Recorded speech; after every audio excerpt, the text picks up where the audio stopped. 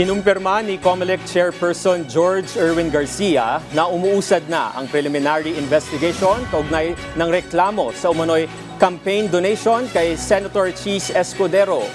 Ayon kay Garcia, nag-issue na ng sabina ang COMELEC Law Department sa contributors o donors. Paliwanag niya, iba pa ito sa naunang motu proprio fact-finding ng COMELEC dahil may pribadong individual nang naghain ng reklamo at may mga bagong dokumento kailangan sagutin ng mga inaakusahan. Nilinaw din ni Garcia na ang posibleng paglabag sa SOSE o Campaign Finance Rules ay hindi otomatikong ground for disqualification. Maaari niya itong ituring na election offense, depende sa magiging findings ng COMELEC.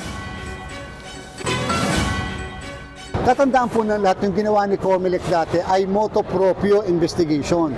Nakabase lang yun sa available na dokumento, available na evidence, wala pong nagreklamo, wala pong complainant, at kung ano lang yung nag-gather na ebidensya ng aming opisina na yon.